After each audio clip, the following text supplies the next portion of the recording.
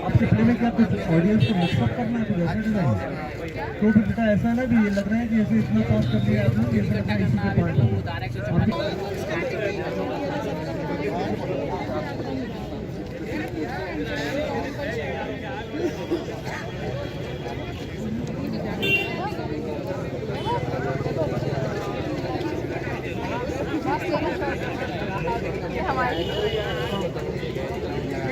एक बार चीज छोड़े थे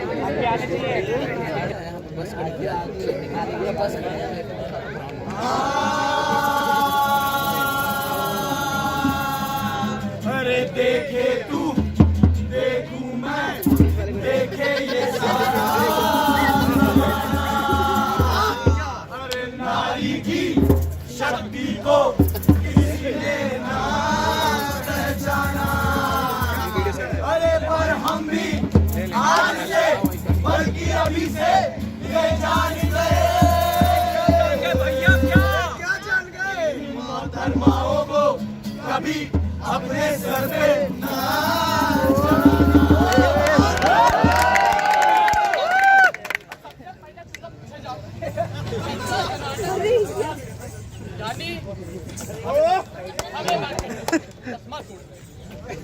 तो भैया एक जरूरी सूचना, हमारा यह नाटक हमारे आसपास दैनिक रूप से होने वाली सत्य घटना से प्रेरित, जिन्हें प्राय हम सभी लोग नजरअंदाज कर दिया करते हैं। हमारे नाटक का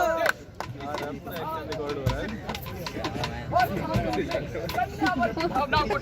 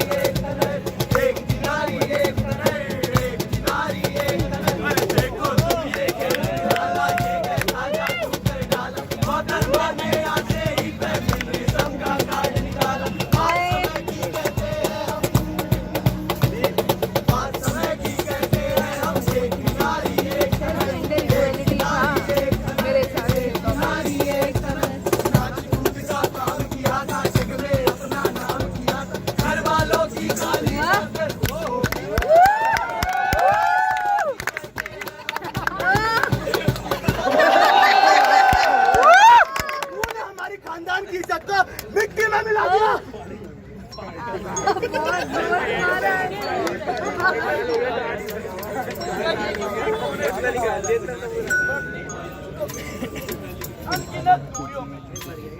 बच्चे और महिलाओं को प्यार और रिश्वत को प्यार और रिश्वत मिलती है जब वो अपना और अपने घर वालों का पालन पोषण करते हैं। सदियों से महिलाओं के अधिकारों को ढूंढते हुए हमने पूरी जाति को अंधकार के दलदल में धकेल दिया। पर हम बात तो फेमिनिज्म और जेंडर इक्वालिटी की करते हैं ना, क्योंकि हमारे लिए लड़का और लड़की दोनों एक बराबर है।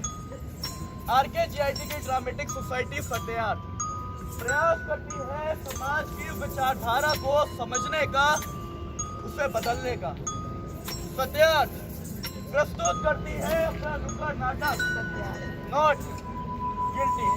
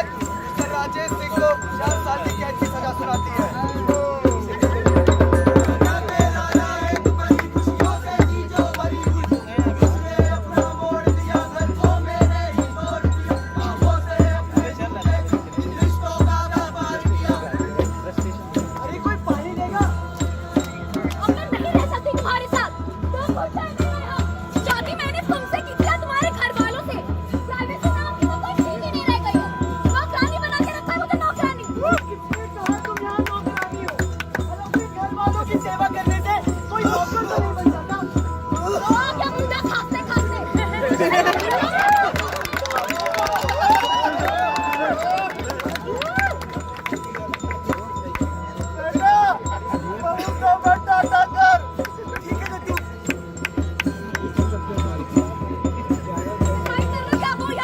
तुम्हें एक बार नहीं 1000 बार बोल चुका हूँ कि तुम्हारे लिए मैं अपने घर वालों को नहीं छोड़ूंगा।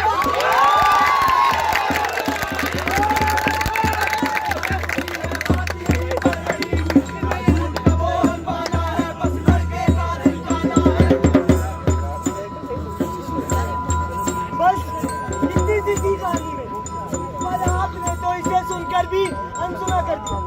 मेरे अपराधों को सिद्ध होने से पहले ही मुझे अपराधी घोषित कर दिया। सभी सबूतों और गवाहों को मद्देनजर रखते हुए ये अदालत मिस्टर राजेश सिंह को 22 बरी करती है और मिस्टर छवि राठौर को मिस्टर राजेश पर लगाए गलत आरोप के जुर्म में 2 साल की कैद की सजा सुनाती है।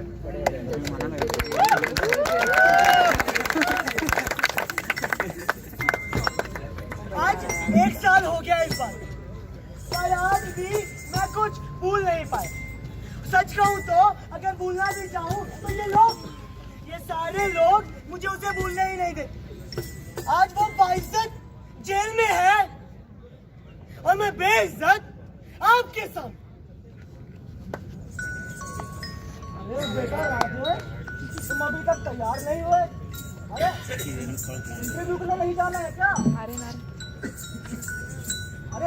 राजेश, सर जी आप समझते क्यों नहीं है? राजेश अब मर चुका है, वो हमारे बीच नहीं है। अब ये बात मानने के लिए क्यों राजी नहीं है? हमारा राजेश चुप, बिल्कुल चुप। क्या मनहूस बातें कर रहा है? निकल जा यहाँ से, मैंने कहा निकल।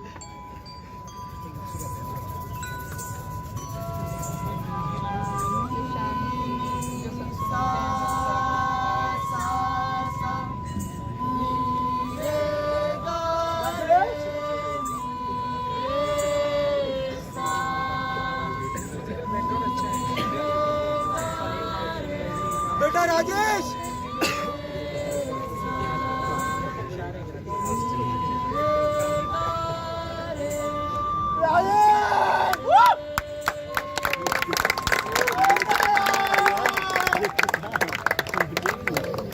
खामोशी सा अंधेरा छा गया, पर अभी तक चिराग की लौ धड़धड़ाई भी नहीं। वो चीखता रहा, वो चिल्लाता रहा, मगर वो रोशनी जगमगाई ही नहीं। जेंडर बेस्ड वायलेंस, ये नाम सुनते ही वायलेंस अगेंस्ट विमेन, कुछ यही समझ में आता है ना हमें।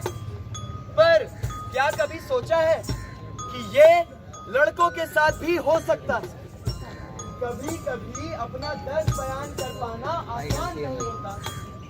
लोगों के अनगिनत ताने और उनकी एक तरफा सोच कभी कभी बेगुनाह को भी गुनहगार बना देती है। खामोशियां करते बयां तो अलग बात है, वरना ये दर्द लफ्जों में बयां नहीं होता।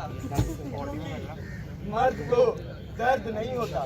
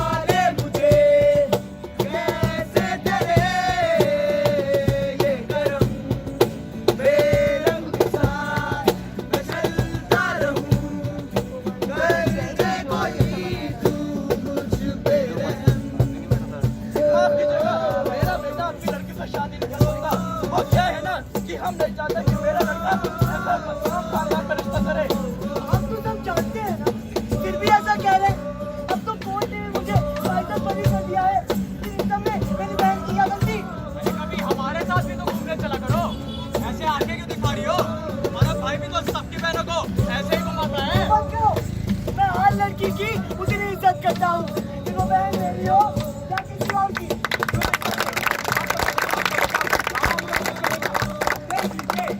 नाम रोशन किया है इनके बेटे ने। मुझे आप लोग को बार बार क्यों बताना पड़ता है? मेरी गलती नहीं थी, वो लड़की झूठ बोल रही थी। अरे ये तो वही है ना जिनके पोते ने कमिश्नर साहब की बेटी को छेड़ा था। जब इनका पोता ऐसा है तो ना जाने खानदान कैसा होगा। आप लोग कभी समझते क्यों नहीं है? कोर्ट मान चुका है कि गलती मेरी नहीं थी और आप लोग समझने को तैयार ही नहीं है। गलती क्या मेरी मंजिले खफा। अरे बैंड वाले सब मेरी अधूरी रह गई। उधर बदल ना आसरा ना बता कि जाऊं अब क्या तुमने सुना हमारे अकेली आवाजों को? क्या तुमने समझा हमारे अधूरे जज्बातों को? क्या देखा है तुमने इन सूखे हुए आंसुओं को? सच तो ये है कि तुम मुझे दिलासा तो दे सकते हो पर संभाल नहीं सकते। जिल्लत से भरी ये जिंदगी मेरी ख्वाहिशें सभी अब तू पापा मैंने कुछ नहीं किया है। कोई सुनो, वो लड़की जो झूठ बोल रही थी।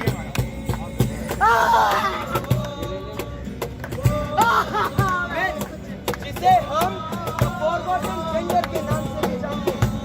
अक्सर लड़की अगर घर बैठे then it's fine, लेकिन लड़का अगर घर बैठे तो वो गलत। बचपन से हमें यही सिखाया जाता है कि बेटा अच्छे से पढ़ाई करो तब जाके अच्छी नौकरी मिलेगी। पर क्या हो अगर वो नौकरी ही ना रहे? अगर लड़कों पे हो रहे अत्याचार को अब नहीं रोका गया तो वो इसी तरह बढ़ते चले जाएंगे। और क्या पता अगला इत्तेफाक आपके साथ हो जाए।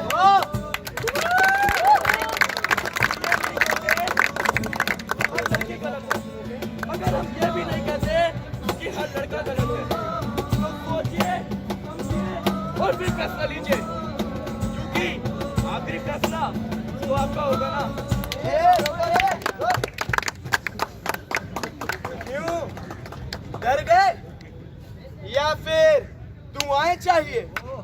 अरे हमें गालियां बककर हमारी ही दुआएं मांगते हो। अरे अगर हमारी दुआएं लगती ना तो कब तक खुद के लिए मांग ली होती। लड़की के लिए दुनिया लड़ ली और लड़के के लिए इन्होंने बोल दिया। पर हमारा क्या? जिस तरह हर रिश्ते से बढ़कर एक रिश्ता जज्बात का होता है, वैसे ही लड़की और लड़के के बीच एक तीसरी जात का भी होता है।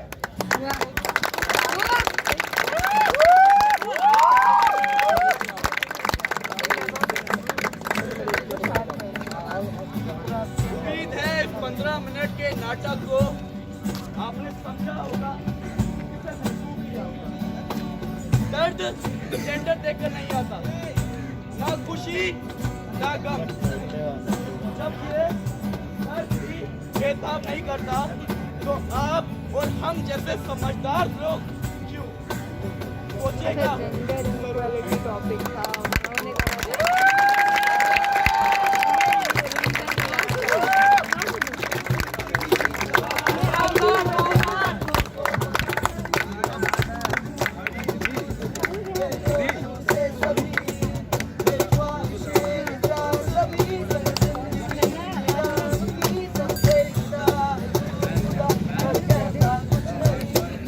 रिकॉर्डिंग नहीं है सर।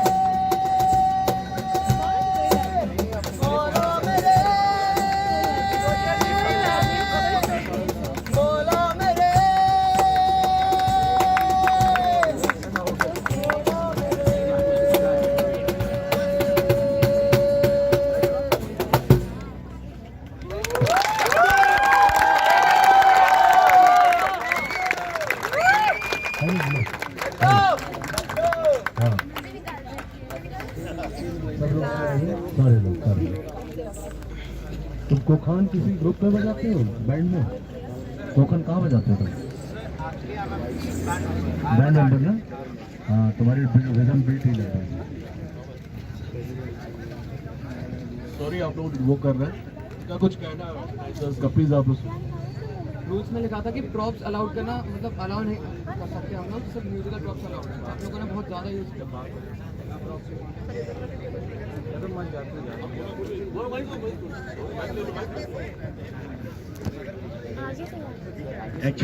जाके बैठ जाओ। हेलो, एक्चुअली इशू ये है, अगर हम प्रॉप यूज नहीं करते तो हम ऑडियंस से इंटरेक्शन जो है थोड़ा सा कम हो जाता है। हमारा मेन मोटिव तो हमेशा ये रहता है कि हम ऑडियंस के साथ इंटरेक्ट कर सके, ऑडियंस को बता सके, हमारी बात समझा सके, बस इतना सा मोटिव। सर निकाल लो, एक्सक्यूज मी करके। पहले बातचीत हो जाए।